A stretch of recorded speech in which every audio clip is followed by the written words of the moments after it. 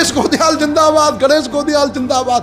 अभी अब एआई कह के झूठ बचाने की कोशिश करते हैं। अभी अब एआई कह के झूठ बचाने की कोशिश करते हैं। बीजेपी के जब नेता बंगाली समाज के लोगों को लेकर के जब टीका टिप्पणी करते हैं विधानसभा में या फिर अन्य जगहों पर, तब बीजेपी शांत रहती है। लेकिन यहाँ के हमारे पूर्व विधायक जी तो वैसे ही एआई करते रहते हैं। कांग्रेस नेत्री का चरित्र हनन कर दिया आपने, जब एआई नहीं होती थी तब।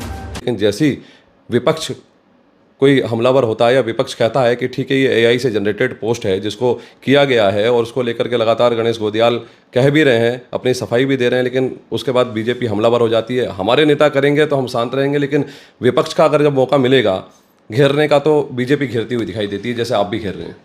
शर्मनाक तरीके से झूठ बोलने की इंतहा, बंगाली समाज, उसकी भावना को आहत करना, उन्हें बांग्लादेशी मुस्लिम घुसपैठिए कहना, और उसके बाद जब उनका आक्रोश आया, अपनी चूल्हे हिलती लगी, तो झूठ का सहारा लेना और यह कहना एआई। आखिर कितना झूठ बोलोगे। ये पोस्ट है जो पोस्ट आती है जिसमें बांग्लादेशी मुस्लिम घुसपैठिए यहाँ के बंगाली भाइयों को कहा जाता है, बंगाली समाज को कहा जाता है।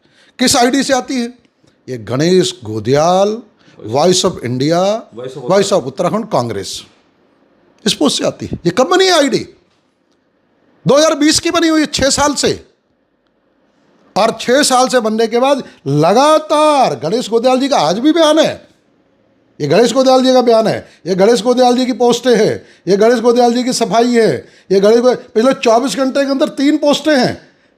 और तो और इस बांग्लादेशी घुसपैठिए मुसलमान कहने की जो हिमाकत की गई हमारे यहाँ के बंगाली भाइयों, हिंदू बंगाली भाइयों को, उसकी सफाई भी इसी पोस्ट पे आती है।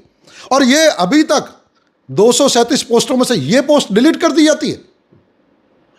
मैं चुनौती है मेरी गणेश गोदियाल जी को, और जो नेता आज यहाँ झूठ बोल रहे थे, अगर ये पोस्ट इस गणेश गोदियाल जी के voice of Uttarakhand Congress page से ना गई हो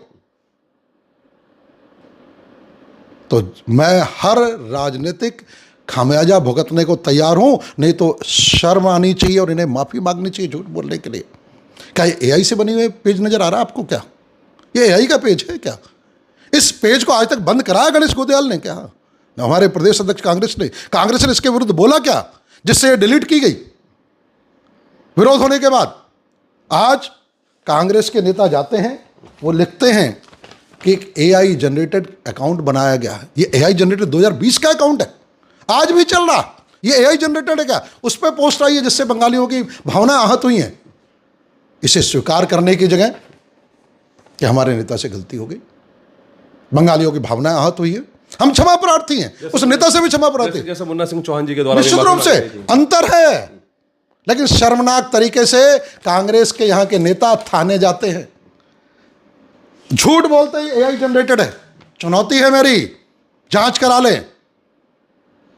जब एआई जनरेटेड नहीं है, आज भी वो अकाउंट चल रहा है जिससे पोस्ट पड़ी है, तो झूठ बोलने की इतनी क्या जरूरत है आपको? आप कहते गलती हुई हमारे नेता से, कांग्रेस से गलती हुई, हमारी मानसिकता है, मुस्लिम तुष्टीकरण की है, हम बंगालियों को सम्मान नहीं कर पाए, हम नहीं कर पाते समय समय पे, गलती हुई माफी मांगते, झूठ बोलते और तो और शर्मनाक तरीके से।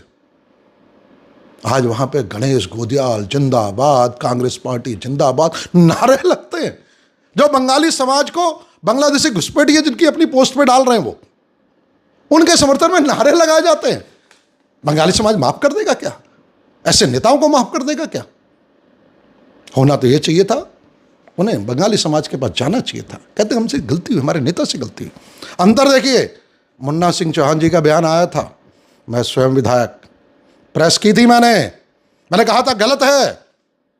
सौरभ बहुगुणा जी ने प्रेस की थी, अरविंद पांडे जी ने प्रेस की थी, हमारा प्रदेश नेतृत्व मुख्यमंत्री से लेकर प्रदेश अध्यक्ष जी तक उसमें जुड़े थे कि बंगाली समाज की भावनाएं आहत हो रही हैं। मुन्ना सिंह चौहान जी ने माफी मांगी थी। यह है यहाँ का हमारा नेतृत्व बंगाली समाज के साथ, बंगाली समाज की भावनाओं के साथ खड़ा होते हैं हमारे विधायक और हमारे पार्टी के संगठन के लोग और पुष्कर सिंह। और ये गणेश गोदियाल जिंदाबाद, गणेश गोदियाल जिंदाबाद, उस जले पे और नमक छिड़क रहे हैं। अरे इतने वरिष्ठ नेतागण हो आप, और ये एआई नजर आ रही है? कोई एआई मानेगा इसे? ये पेज जब सबके ग्रुपों में बंगाली समाज में जाएगा और ये पोस्ट जाएगी, चुनावी मुद्दा मैं आपको भेज देता हूं, आप देखें और देखना, फिर मीडिया में आए, फिर आप स्वीकार कर लें। हो सकता है बंगाली समाज फिर भी आपके आज झूठ को ये मानते हुए कि अनजाने में आपने कर दिया। आप बड़े व्यस्त थे, बड़े सारे आंदोलन चल रहे हैं, यहाँ के हमारे पूर्व विधायक जी तो वैसे ही एआई करते रहते हैं।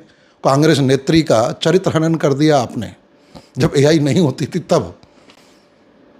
और यहाँ तक स्थिति हो गई कि आपने हाथ जोड़ के मीडिया के सामने माफ़ी मांगी, आपके परिवार के लोग माफ़ी मांगने के लिए गए उनसे, उन्हें भी अब एआई कह के झूठ बचाने की कोशिश करते हैं। कौन मानता है? और आज कांग्रेस के अन्य नेता भी, अरे आप लोग तो कुछ तो करो, क्या जवाब दोगे आप? ये पेज है, देखिए, इस पेज से गणेश गोदियाल वॉइस ऑफ उत्तराखंड कांग्रेस से ये पढ़ा, जिसमें हमारे बंगाली समाज को चूल्हे हिल की ना। और जब मुन्ना सिंह जी का विषय आया, मैं बोला ना गलत है, हम नहीं गए बोलने के लिए कि एआई जनरेटर वीडियो डाल दी है, गलत है, ये नहीं कहा, क्योंकि हम बंगाली समाज की भावनाओं से जुड़े हुए थे। लेकिन यहाँ एक कांग्रेस का चरित्र बन गया झूठ की राजनीति करने का। और बंगाली समाज सीधा है, भावुक है, लेकिन आप उसे इस तरीके से भ्रमित करने की कोशिश न करें। बंगाली आज वो कह रहे थे हर थाने में जाएंगे, रिपोर्ट दर्ज कराएंगे, कराओ। हर गली, हर मोहल्ले, हर वार्ड, हर गांव में कांग्रेस का विरोध होगा, बंगाली समाज इसका विरोध करेगा, उनके आक्रोश को आपको झेलना पड़ेगा। आपके उन नेताओं को भी माफ़ी मांगनी पड़ेगी और आपको भी माफ़ी मांगनी चाहिए कि हमसे गलती हुई और हमने झूठ का सहारा लेकर कांग्रेस और नेता को बचाने की कोशिश की। बहुत बहुत धन्यवाद। आप थे हमारे साथ विधायक शिव अरोड़ा। उन्होंने खुले तौर पर कहा है कि मुन्ना सिंह चौहान जो कि विधायक हैं, उनके द्वारा जब इस तरह का बयान विधानसभा में दिया गया था तो उनके द्वारा माफ़ी मांगी गई थी और मैंने खुद उसका विरोध किया था। आज जिस तरह से कांग्रेस लगातार गणेश गोदियाल के द्वारा जो एक पोस्ट डाली गई थी उसको हालांकि हटा दिया गया है, उसका जहां विरोध होना चाहिए था, जहां गणेश गोदियाल को माफ़ी मांगनी चाहिए थी, लेकिन वही कांग्रेसी कहीं ना कहीं उनको प्रोटेक्शन देते हुए दिखाई दे रहे हैं और उनकी जो गलती थी उस पर कहीं ना कहीं पर्दा डालते हुए दिखाई दे रहे हैं। इसी तरह की अपडेट्स लेकर के हाजिर होंगे ताज़ा तरीन खबरों के लिए। बने रहिए खबर पड़ताल के साथ। फिलहाल नमस्कार।